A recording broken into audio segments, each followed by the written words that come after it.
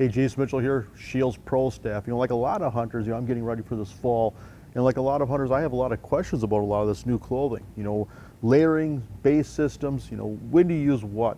And so I'm here as a customer here to try to find out information as far as just picking the right shell, the right base system, the right layers for a lot of different hunting situations you might encounter. Yes, absolutely. My name's Joe. I'm one of the hunting experts here at Scheels, and I'm going to talk Jason through a bunch of the layering systems and what each one is used for and in what scenarios. So as you said, hunting clothing is getting very technical. There is a ton of different pieces out here. It's maybe slightly overwhelming, but I'll talk you through each and every one of them, kind of scenarios, what they should be used for, and or different temperatures, different times of year, or just different types of hunts that you're going on. So each one of these pieces has a purpose. I like to refer to an 8-piece layering system, but starting off, you've got a base layer, top and bottom. That's 1, 2. You've got a pant, that is 3. You've got a static insulation layer, which is sitting still, an active insulation layer, which is when you're moving, a windproof shell for your torso, and then you've got rain pant and rain jacket are your 8 pieces. And I'll kind of walk you through why each piece is important to the system and why it's needed on almost any hunt. And so this is a Stone Glacier system, which has been really popular. It's very lightweight, it's very warm, it's very good for active hunting. Say if you're on a western big game hunt, you're mule deer hunting, you're elk hunting.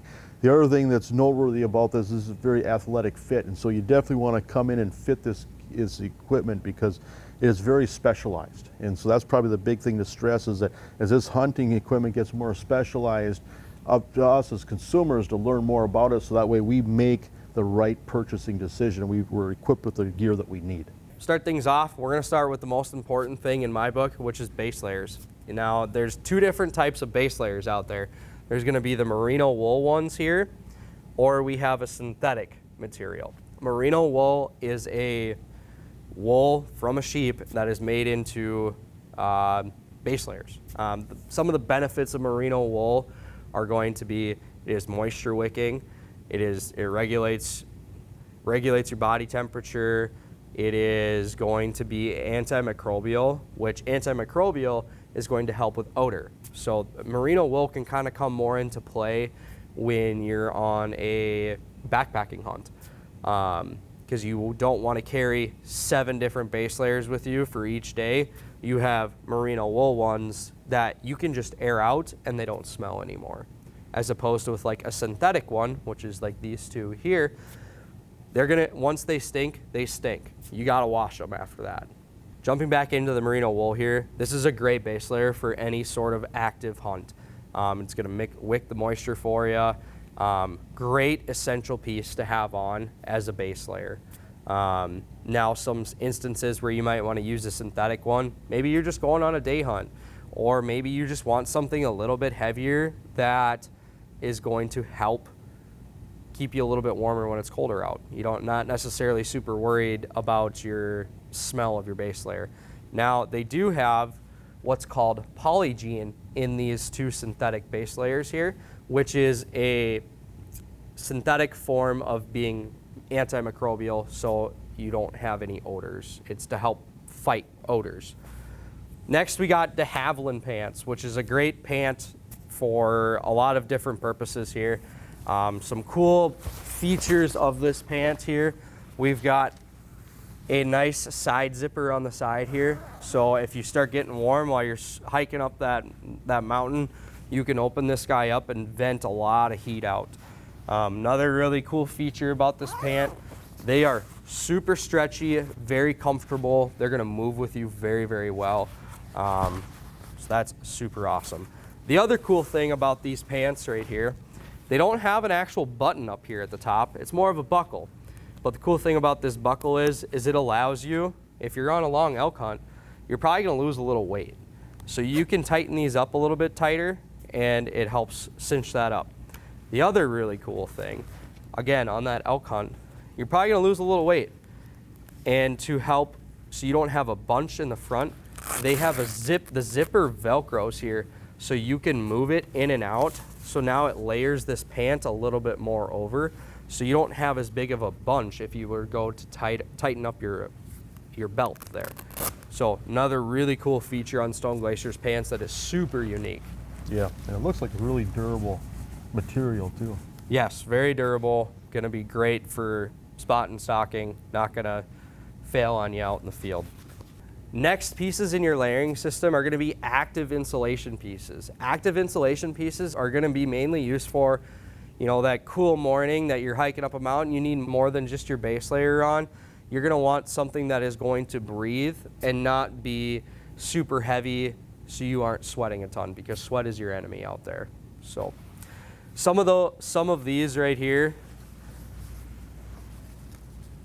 this guy, the Cirque Light jacket, we've got the Cirque Light vest, or some of your great active insulation pieces. Now, why would you may want to choose a jacket over a vest? Well, personal preference really.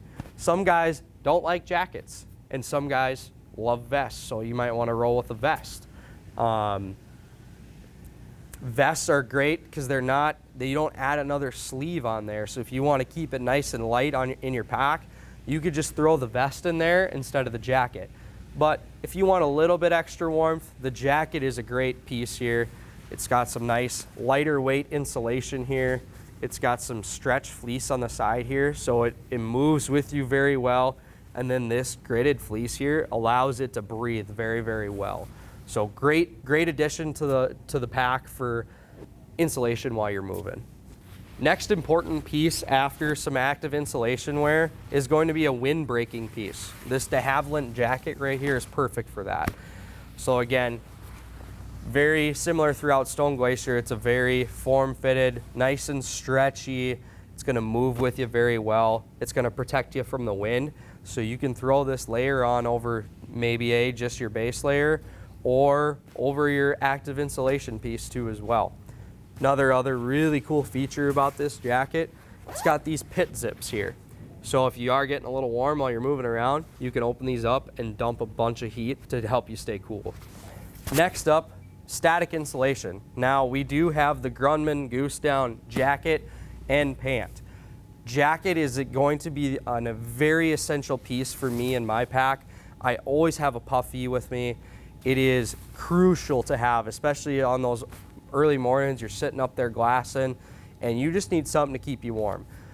Puffy jackets are by far the best pound for pound to keep you warm.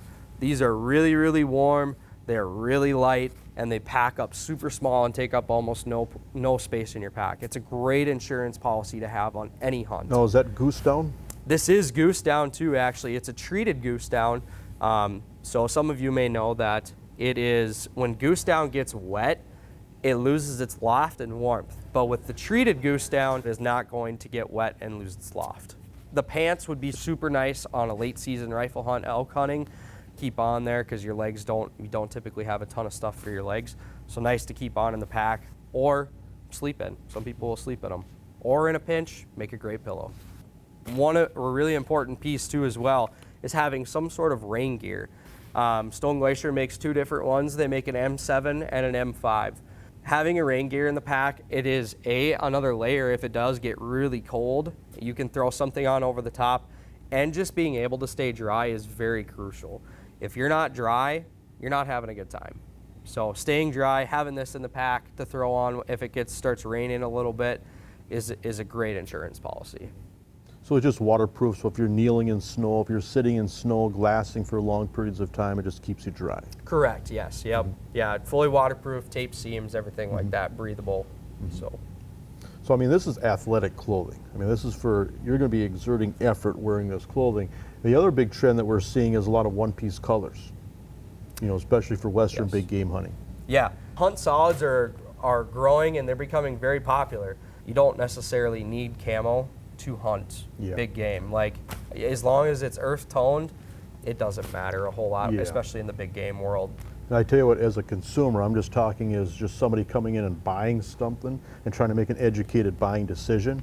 I'd rather have really good materials, really good fabrics of just an earth tone color that's all going to look the same from the viewpoint of an elk, from the viewpoint of a mule deer. You know, I feel like the camo is to hook hunters, whereas I just want the most comfortable and most efficient functional clothing that I can find. And so I kind of like that trend myself. Exactly, I do too, because my stuff doesn't sit in a tote 9 months out of the year then, and I can wear it out and about doing other things and not feel bad about wearing camo. So it's awesome.